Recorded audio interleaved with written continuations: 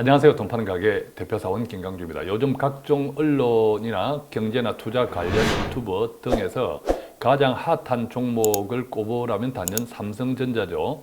물론 삼성전자는 주가뿐만 아니라 한국 경제에서 어마막대한 비중을 차지하고 있기 때문에 매일매일 삼성전자에 관련 기사가 쏟아지는 것 당연한 현상입니다.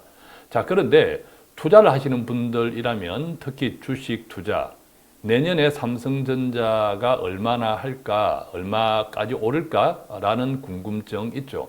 돈 파는 가게는 사실 삼성전자에 대한 동영상 많지 않습니다. 인색했죠. 그러다 보니까 삼성전자에 관련된 동영상을 조금 올려주시면 어떨까요? 라는 문의들이 많습니다. 그래서 오늘은 삼성전자에 대한 이야기를 세 꼭지 해드리려고 합니다. 첫 번째는요, 내년 삼성전자 10만 전자 되나?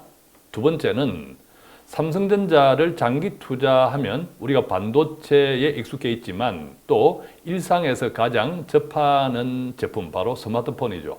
스마트폰 시장에서 1, 2를 다투는 미국의 애플 주가는 삼성전자 시가총액보다 무려 5배 가까이 높습니다. 자, 그렇다면 삼성전자 주가가 장기 보유하면 애플 주가를 따라잡을까? 자, 이런 생각 가지신 분들 있는데 두 번째로 말씀드리겠습니다. 그래서 첫 번째는 삼성전자 내년 10만 전자 될까? 두 번째는 장기 보유하면 애플 주가를 따라잡을까? 그리고 마지막 세 번째에서는 삼성전자에 투자할 때 꼭 기억해야 할, 잊지 말아야 될 원칙 하나가 있습니다. 자, 그것을 세 번째로 말씀드리겠습니다. 자, 오늘은 삼성전자에 대한 모든 것이라고 해도 과언이 아닌 첫 번째, 내년 10만 전자 될까? 두 번째, 애플 장기 보유하면 따라잡을까? 세 번째, 삼성전자 투자할 때 꼭 기억해야 될 원칙, 이 세 가지를 중심으로 함께 공부하겠습니다. 자, 먼저 기사 한번 보겠습니다. 보고 있는 기사처럼 DB금융투자에서 삼성전자 목표 주가를 국내 증권회사 가운데에서는 가장 최고로 높여 잡았네요. 바로 95,000원입니다. 내년 주가를 이렇게 전망한다, 이렇게 생각하시면 되겠죠. 뿐만 아니라 이젠 9만 삼성전자 목표, 자, 이렇게 해서 기사에 나오는 것처럼 삼성전자 목표 주가를 잇따라 계속 올리고 있는 증권회사들이 많습니다. 자, 삼성전자 목표 주가를 계속 상향하는 이유 다들 잘 알고 계시죠? 삼성전자는 메모리 반도체 분야에서 세계 1등입니다. 그리고 시스템 반도체 분야 1등은 바로 대만의 TSMC인데, 파운드리 시장에서. 자, 그 TSMC를 맹렬히 쫓아가고 있습니다. 뿐만 아니라 이 메모리 반도체 분야의 대표적인 반도체 종목, 우리가 흔히 자주 들어서 알고 있을 건데 DRAM 그리고 낸드 이런 등등의 재고가 줄어들면서 내년에 가격이 오를 거다. 즉 똑같은 개수를 팔아도 매출이 커질 거다. 자, 이 역량도 있고, 또한 앞으로 우리가 자율주행차, 이 AI 등등의 가장 많은 수요, 반도체 수요가 뭐냐 하면 바로 이미지 센싱 분야인데, 이 이미지 센싱 분야에서도 삼성전자 매출이 계속 커지고 있다. 시장 점유율을 확대하고 있다. 그리고 삼성전자는 반도체뿐만 아니라 우리가 알고 있는 것처럼 스마트폰, 그리고 TV, 냉장고 등등의 가전에서도 세계 탑 회사 중에 하나입니다. 그렇기 때문에 이 삼성전자에 대한 주가 전망을 계속 잇따라 올리는 이유들인데, 그렇다면 내년에 삼성전자 정말 10만 전자가 될까요? 결론부터 말씀드리면 저는 내년에 삼성전자 10만 전자 되기는 힘들다라고 말씀드리고, 그 이유 한 세 가지 정도 간단하게 짚어드리겠습니다. 첫 번째, 삼성전자 내년도에 추정하는 영업이익을 보면 대체로 증권사들마다 다른데, 대체로 보면 48조 원에서 50조 원 정도를 내년 2021년 매출을 통한 영업이익 전망치를 내놓고 있습니다. 그런데 이 삼성전자가 역대급 장사 이래 가장 큰 영업이익을 달성했던 때가 언제냐 하면요, 바로 2018년도였습니다.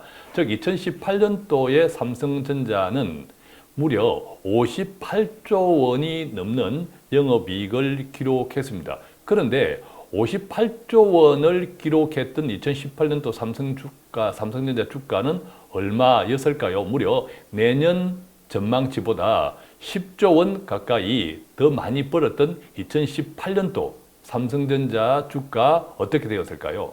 자, 삼성전자 주가 보겠습니다. 2020년 12월 11일 기준 지난주 금요일이었죠. 73,400원으로 마감되었는데, 그렇다면 삼성전자가 장사 이래 가장 큰 영업이익을 거두었던 2018년도 주가가 어떻게 되었는지 한번 같이 살펴보겠습니다.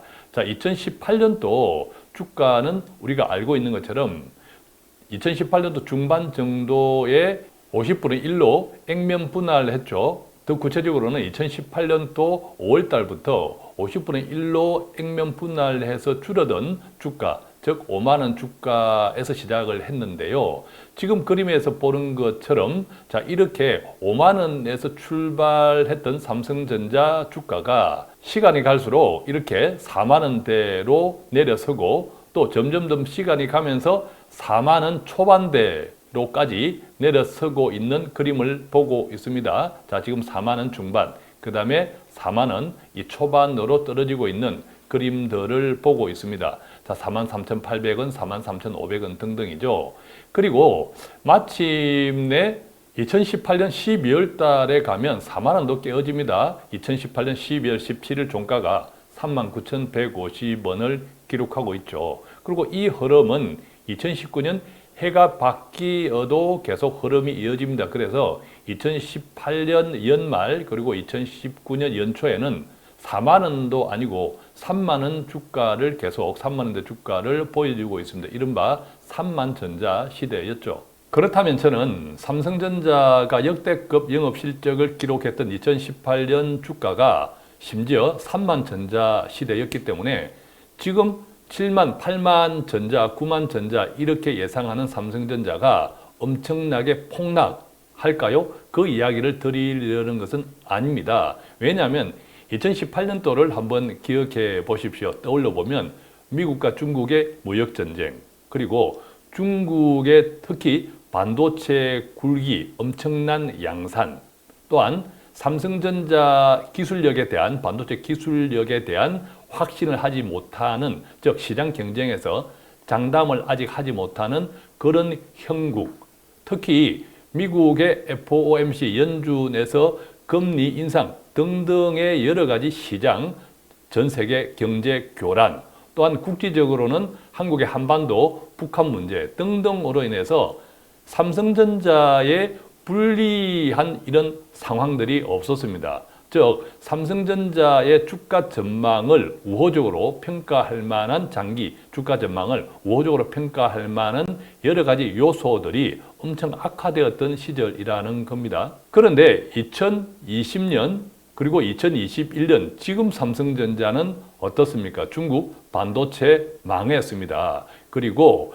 연준에서 금리를 인상하는 것이 아니라 계속 초저금리를 유지하고 있고, 특히 약달러 현상으로 인해서 외국 투자 자금이 한국으로 계속 들어오고 있습니다. 그리고 삼성전자에서 발표했죠. 시스템 반도체, 즉 3나노 반도체 분야에서 2022년도에 3나노 기술을 양산하겠다. 자, 이 이야기는 삼성전자가 기술력에 있어서도 초격차를 확실히 다져가고 있다. 이런 믿음을 주고 있는 거죠. 또 이미지 센싱 분야라든지 자율주행차 시장이 확대되어 가고 있는데, 그것에 따라서 삼성전자 차세대 이미지 센싱 분야에서도 계속 시장 점유율을 확대하고 있다. 그래서 2018년과 지금 현재 삼성전자 주가 상향 전망을 비교해 보면 삼성전자 주가가 2018년으로 돌아간다는 뜻이 아니라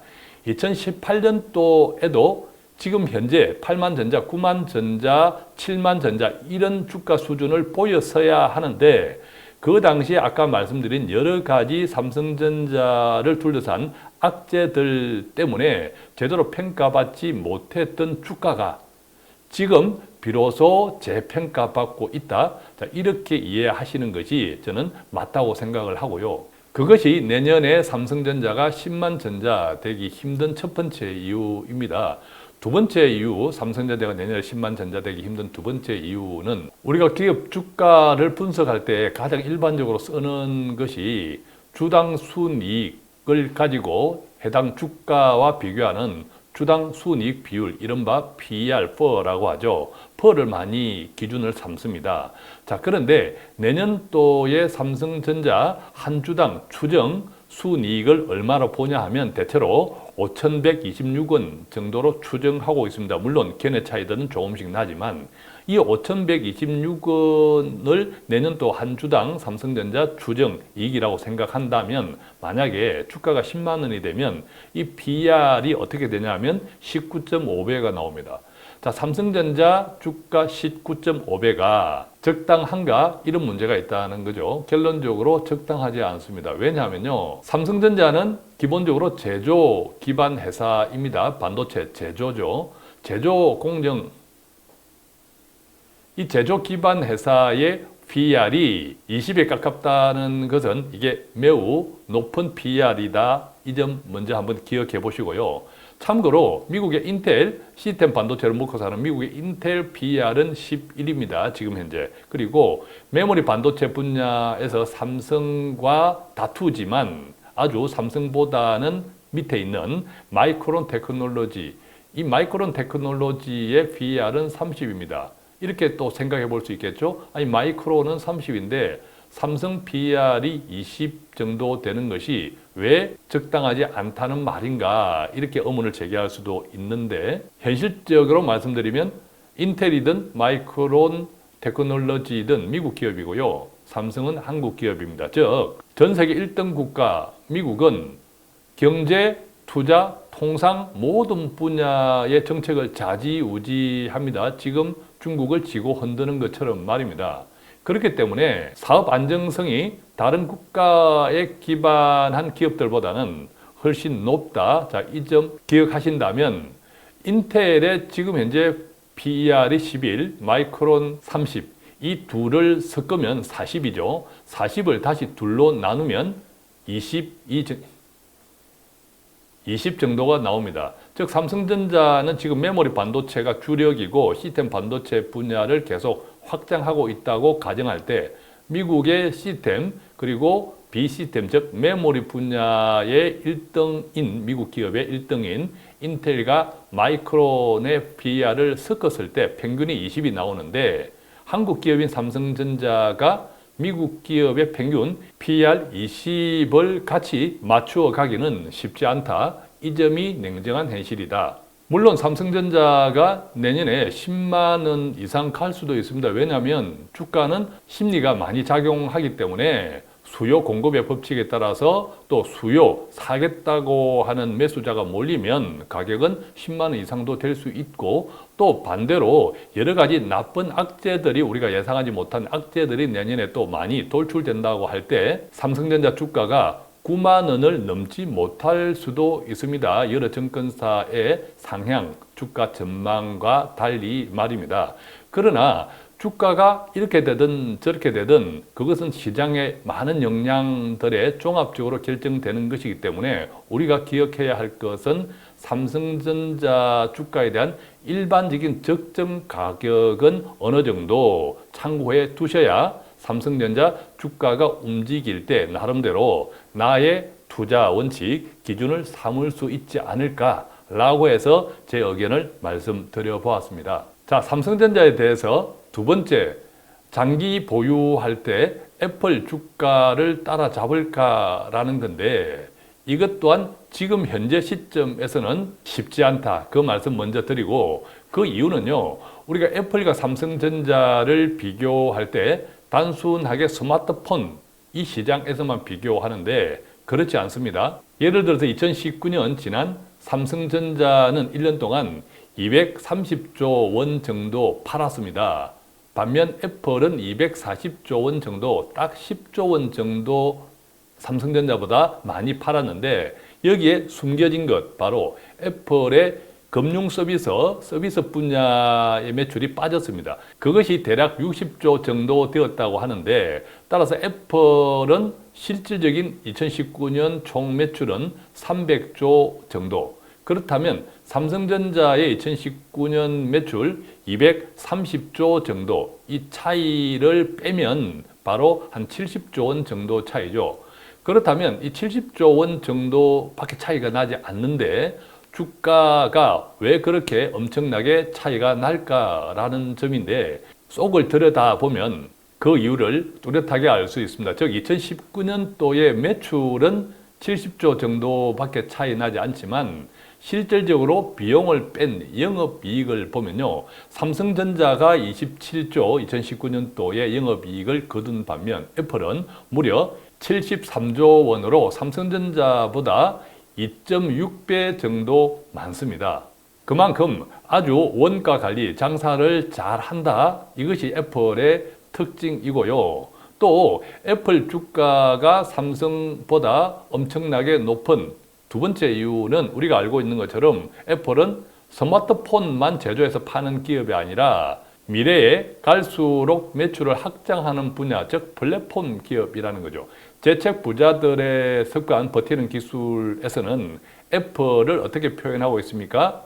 글로벌 최대 발주처다, 이렇게 표현하고 있죠. 반면에 삼성전자는 어떻게 표현했습니까? 글로벌 하청 기업이다 라고 이렇게 표현했습니다. 물론 하청은 하청인데 결코 무시할 수 없는 하청, 그것이 이제 삼성전자인데, 그러나 크게 보면 애플은 발주처 회사이고 삼성전자는 하청, 공급하는 회사다. 이것은 틀림없는 사실인데, 여기에 삼성전자는 거의 없는데 애플은 계속 확장하고 있는 것, 저절로 확장되고 있는 것이, 이것이 바로 애플이 하고 있는 플랫폼 서비스라는 겁니다. 실제로 올해 코로나 때문에 전 세계에 경제가 많이 위축된 가운데에서도 애플의 플랫폼 서비스는 오히려 그 전에 분기당 14조 원 이익을 기록했다면, 코로나 이후에 소위 언택 이런 산업들이 발전하면서 매 분기 16조 원의 이익을 달성할 만큼 오히려 성장했습니다. 그리고 이 플랫폼 서비스의 특징은 우리가 이제 페이스북이나 구글 이런 등등을 유추해서 생각해 보면 쉽겠습니다만 저절로 확장합니다. 이용자가 많아질수록 이용자의 기하급수적으로 서비스 매출은 계속 확장되는 특징이 있습니다. 이게 이제 제조하고 다른 거죠. 단순 제조는 공장 문을 닫으면 제품을 생산하지 못하지만, 이 플랫폼 서비스의 이런 매출들은 공장 문을 닫는 것과 아무 상관없이 오히려 매출이 더 커지는 시장, 이런 특징을 애플이 가지고 있기 때문에 결론적으로 삼성전자가 애플의 플랫폼 서비스를 적극적으로 하지 않는 한 애플의 장기 주가를 따라잡기 힘들다라는 말씀 드리고요. 그렇다면 삼성전자는 왜 애플처럼 이런 플랫폼 서비스를 하지 않을까? 아주 가볍게는 삼성페이 등등의 삼성전자도 플랫폼 서비스를 미약하게나마 하고는 있지만 애플만큼은 턱도 아직 없습니다. 왜냐하면 삼성그룹은 이른바 이-서비스, 온라인 서비스에 대한 트라우마가 있습니다. 지난 20년 전이었죠. 닷컴 버블 때 그 당시 이재용 상무 시절이었던가 그랬는데, 이 이재용 상무가 소위 이삼성이라는 브랜드로 그 당시에 온라인 사업을 시작했습니다. 그때 자본금이 500억 원 정도 되었고 지금 따지면 수천억 정도 되었겠죠. 그 500억 자본으로 시작했던 이 삼성을 거의 말아먹었죠. 그 트라우마가 있습니다. 그렇기 때문에 지금 삼성전자 이재용 회장, 이분이 그 트라우마를 가지고 있기 때문에 이 서비스, 온라인 서비스를 강하게 적극적으로 추진하고 있지 못하는 이유가 아닌가 생각이 들고요. 반대로 그렇다면 삼성전자 역시도 앞으로 아마 플랫폼 서비스를 외면하기는 힘들기 때문에 언젠가 전문 경영인을 데리고 와서 그 부분을 확장하지 않을까 싶은 생각도 있습니다만, 시작한다고 해서 주가에 바로 반영되는 것도 아니고 또 치열한 플랫폼 서비스 시장에서의 경쟁을 이겨내야 한다는 것을 감안하면 삼성전자가 장기 보유한다고 해서 애플 주가를 따라잡기는 힘들다. 이런 말씀 드리겠습니다. 자, 마지막 세 번째는요. 삼성전자에 투자할 때 꼭 기억해야 할 원칙. 바로 삼성전자 투자해서 기대 이익보다는 삼성전자 투자할 때 안정성, 즉 손실이 별로 없다. 만약의 경우에도 이 점을 먼저 염두에 두시는 투자. 자, 그것이 원칙이라고 생각합니다. 예컨대 내년에 많은 기업들의 주가 전망이 좋습니다. 왜 그렇습니까? 바로 백신이 개발되고 코로나 그것이 상용화되어서 경제 회복이 확대될 것이다. 이런 전망들이 많죠. 이른바 경기 민감주들에 대한 주가 전망들이 좋습니다. 물론 삼성전자 반도체도 경기 민감주에 해당되지만 앞서 제가 10만 전자가 되기 힘든 이유 말씀드린 그 연장선상에서 보면 삼성전자에 대한 기대이익, 즉 투자에 대한 투자 수익에 대한 지금 주가를 기준으로 할 때 그 이상의 투자 수익에 대한 기대는 다른 종목에 비해서 오히려 매력적이지 못할 수 있다. 자, 이 점 먼저 말씀드린다면 그런데 삼성전자는 계속 뻗어 나가고 있죠. 계속 성장하고 있죠. 매출 영업이익이 늘어나고 있죠. 또 시스템 반도체 분야에서도 계속 시장을 확대하고 있죠. 자, 그래서 삼성전자가 크게 떨어질 일은 별로 없다. 안정적으로 성장할 수 있는 종목이다. 자, 이 점을 유념한다면 그래서 삼성전자를 통해서 적극적인 기대이익 수익을 취하겠다. 그 종목은 아닌 듯하고 반대로 만약의 경우에도 즉 세계 경제가 좋지 않다라고 할 때도 어느 정도 다른 종목에 비해서 방어력이 뛰어난 종목이다. 그리고 또 장기적으로는 점진적으로 계속 우상향이 가장 확실한 기업이다. 이런 기준을 가지면 삼성전자에 대한 투자는 너무 민감하게 주가를 보지 마시고 조금 길게 바라보는 안목이 중요하다. 이 말씀 꼭 드리겠습니다. 자, 오늘은 이렇게 해서 삼성전자에 대한 모든 것, 내년 10만 전자 될까? 쉽지 않다. 두 번째, 장기 보유할 때 애플 주가를 따라잡을까? 그것도 아쉽지만 쉽지 않다. 그리고 세 번째, 삼성전자 투자 원칙, 바로 큰 기대 이익은 가지지 마시고 상당히 안정적으로 성장할 기업, 안정적으로 수익을 길게 보면 가져다 줄 종목으로 보수적으로 판단하는 그 원칙이 좋겠다. 이렇게 세 가지로 나누어 설명드렸습니다. 도움이 좀 되셨습니까? 돈 파는 가게는 오늘 또 조금이라도 돈 되는 정보 배달해 드리기 위해서 최선을 다하고 있습니다. 간단한 문의 02-5360-153 또는 카카오톡 플러스 친구 돈 파는 가게 머니 슈퍼마켓 1대1 채팅창 통해서 문의해 주시면 아는 범위 내에 성실히 답해 드리겠습니다. 고맙습니다.